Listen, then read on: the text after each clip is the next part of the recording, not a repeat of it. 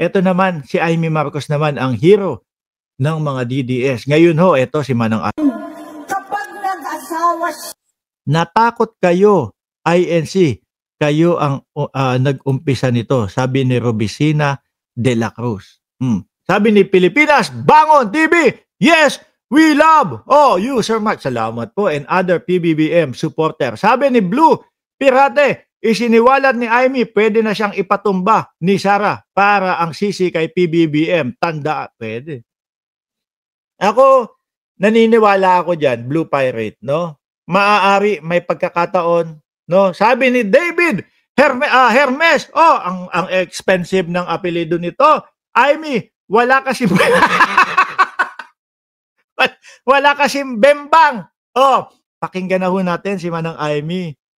Mga bossing, matatawag po ba nating Solid North yang si Manang Amy? Pa-North po. Kasi yung mga kasama niya, pa-North po, mga kababayan. Hindi siya Solid North. Solid pa-North. Okay, pakinggan na ho natin yung aling walang bembang ho, mga kababayan. Kaya mainit ang ulo at kaya puro paninira na lang po ang sinasabi, mga bossing. Okay.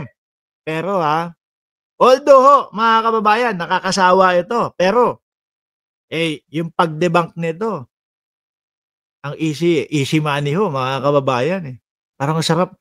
Alam nyo ho, dumaan ako doon sa BMW. May nakita ko, 2025 model ng BMW X5. X6, oo. Sabi ko, kulay blue. Ang ganda, tinignan ko, no? Sabi ko, pagka itong mga DDS, meron na namang ginawang paninira kay Pangulong Bongbong Marcos, mabibili ko to. Ito na nga ho, mga kababayan, no? Bago ko umpisahan, alam naman po nating lahat, hindi na ho bago ito. Hindi na po bago ito, mga boss chief mo, sir. Bakit po, mga boss chief? No? Kasi ho, mga kababayan, noong nagsasalita ang dating Pangulong Rodrigo Duterte doon sa unang-una o kauna-unahang mautog nila, nakaupo sa harap si Amy Marcos. Kung maalala nyo, visit doon kayo nag-umpisang mabwisit kay Amy. Diba? Kung maalala nyo ho, mga bossing, doon tayo unang nabwisit kay Amy. Ala, si Amy hindi man lang pinigilan yung mga yun na hindi naman katotohanan o wala namang katotohanan yung sinasabi. Ngingisi-ngisi lang siya, di ba? Tumatawa siya. O ano bago ngayon? Di ba? Sa simula pa lang, mga kababayan, kay Amy Marcos na galing iyon. No? Oh, ano nangyari? Ginawa nila, hirap na hirap makapaghanap ng na maisusuporta doon sa bintang doon sa paninira ng dating Pangulo. Hirap na hirap. After 2 years, saka tayo pinakitaan ng pulburon video. Sabi ng mga DDS, hindi AI yan, hindi AI yan, hindi AI yan. Wow, ano? Mga nabulag. Mga hindi na marunong makakita kung ano ang AI o hindi. No?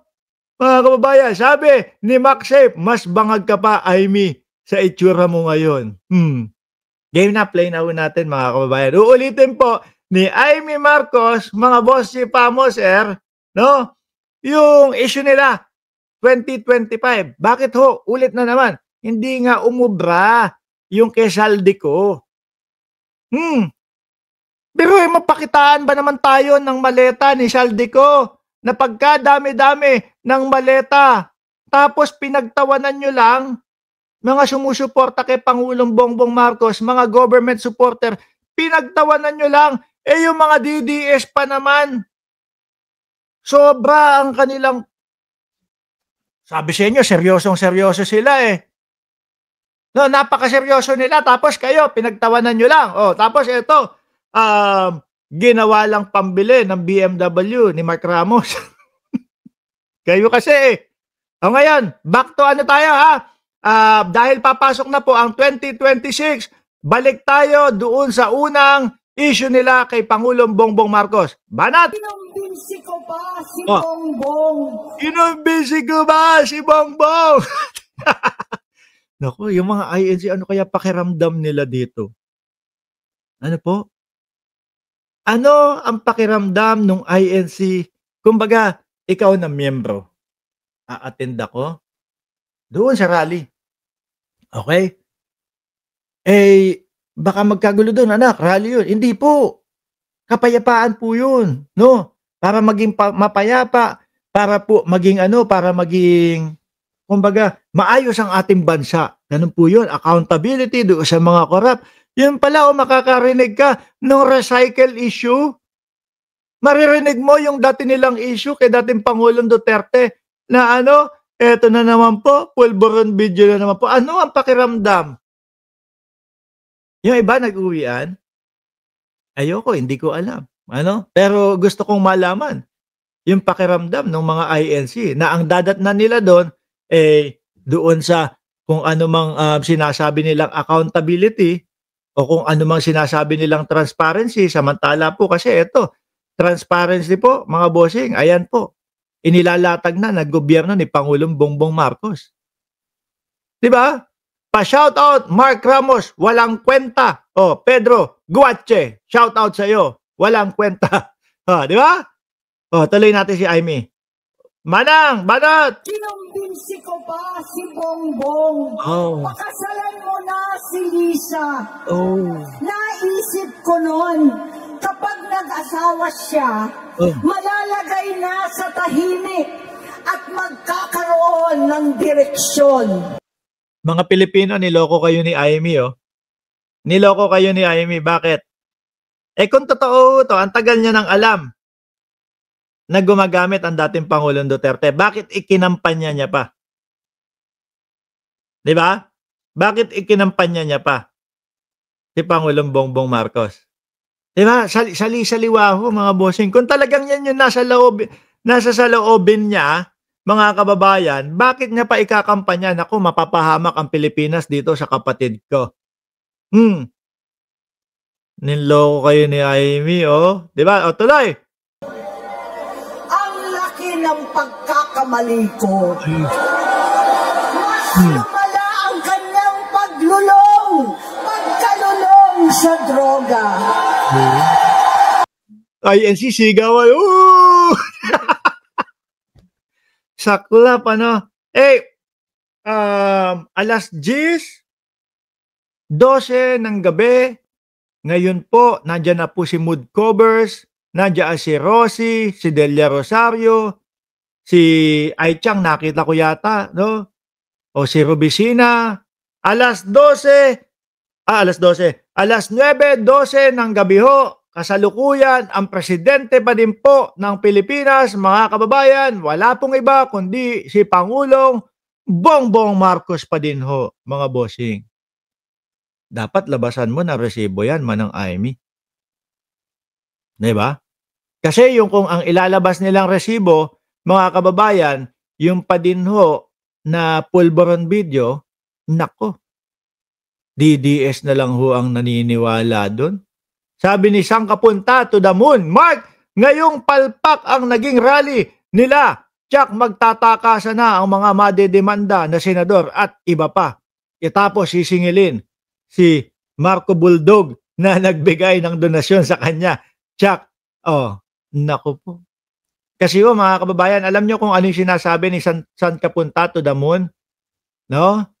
Ang sinasabi niya ho, yung pong pahayag ni Boying Remulla, mga boss chipamo, sir. Yung pahayag ni Boying Remulla na bago po o baka December 15, 16, umpisa na pong makakasuhan yung Joel Villanueva, yung Jinggoy Estrada, si Chis Escudero, nabanggit din, no? Sino pa?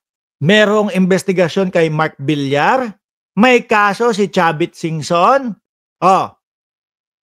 baka nga kasama pa si Boss Atong Ang dyan, no? Doon sa mga sabungeros naman, sino pa? Mga Villar, yan ho, mga kababayan. Mga tao na nasasagasaan ni Pangulong Bongbong Marcos, no, na gustong pagbayarin sa ginawa sa Pilipinas, mga boss chipamo, sir. Kaya ang gagawin, mga boss chipamo, sir, gigibain nila si Pangulo. Ito na nga po yun, mga kababayan. Cayetano na lang ang kulang, sabi ni Samsung Smart. si Bato de la Rosa, mapapa-ICC, kapagka hindi napababa si Pangulong Bongbong Marcos, mga bossing, tuloy lahat yan. Si Bato, may ano yun, may biyahe si Bato doon sa ICC, tsaka si Bongo. Naku, si Bongo, isa pa si Bongo, hindi malaman kung saan dadalhin. Kung dadalhin ba sa ICC o sa Pilipinas ba makakukulong, kinasuhan din ni Trillanes. Pinakita na ni John Vic yung pagkukulungan, sama-sama. Naku, masaya yun. Diba kung ikaw ba, kung magkakatropa kayo, sama-sama kayo, bago matulog, pagkatapos matulog, di ba? Sama-sama kayo lahat doon. Paano yun? Ayos. Sabi, sabay-sabay daw. Kaya lang, si Bato malungkot to, mga bossing, kasi mukhang hindi doon ang punta ni Bato de la Rosa. Ang punta ho ni Bato de la Rosa, mga kababayan, doon po sa Dahig. Anyway, Manang Aimee, dati pa, alam na namin yan. Diba? Yang sinasabi at alam na namin, nakasama ka dyan. Diba? Diyan sa mga paninira, mismo yung kasamahan nyo na si Panort, na si Vic Rodriguez. Diba? Ma'am Princess Paris. Mark, live pa ba ito? Live na live po tayo. Yung kasamahan mo na si Vic Rodriguez ang nagsabi, ito po, hawak ko yung resulta ng drug test ni Pangulong Bongbong Marcos. Ibig sabihin, negatibo. Sabi ni Pepeng Pusakal, sarap buhay ni Bato. Di ba? Papunta ng ibang bansa. Sila doon, parang wala pang aircon. Di ba, mga kababayan? 2 beses po nagpa-drug test ang ating Pangulo bago mag-eleksyon at pagkatapos ng eleksyon. At ako mga bossing, talagang yung mga kakamping ko dyan, malupit kayo. Saludo ako sa inyo. Bakit to? Sila, yung mga kakamping naman ang unang nagsabi, di ba, mga bossing, na si Pangulo, ganito, kailangan mag-drug test ni Pangulo. Nung nakita na nila yung resulta, tumahimik na ho sila.